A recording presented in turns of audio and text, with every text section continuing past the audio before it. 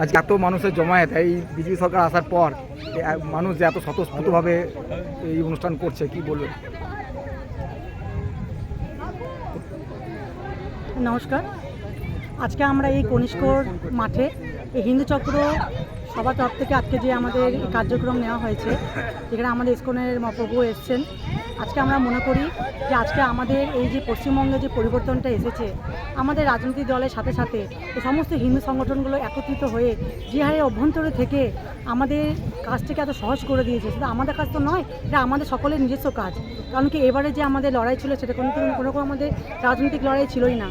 সাধারণ মানুষও বুঝতে পেরে গেছিলো আমাদের পশ্চিমবঙ্গে যদি আমাদের হিন্দু সনাতনীদের যদি সম্মান রক্ষা করতে হয়, অস্তিত্ব রক্ষা করতে হয়, নারীদের যদি সুরক্ষা দিতে হয় এবং যুবকদের যদি ভবিষ্যৎকে যদি সুন্দর করে গুছিয়ে দিতে হয়, তার জন্য একটি সরকার, সেটা হচ্ছে ভারতীয় জনতা পার্টি সরকার।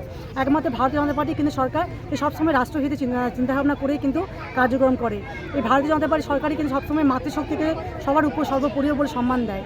তো আমরা মনে করি এবং আমাদের সকল পশ্চিমবঙ্গে মনে করে যে আমাদের পরিবর্তনটা কতটা প্রয়োজন, তার জন্যই কিন্তু আজকে যখন পরিবর্তন হয়েছে, তার জন্য আজকে কিন্তু আমাদের এত সুন্দর কোনো একটা যে হিন্দু সংগঠনের মাধ্যমে যে আজকে এত সুন্দর একটা কার্যক্রম নেওয়া হয়েছে, শুধুমাত্র কিন্তু আজকে আমি মনে করি যে এই পরিবর্তনের জন্য, সাধারণ মানুষের প্রয়াসের জন্য।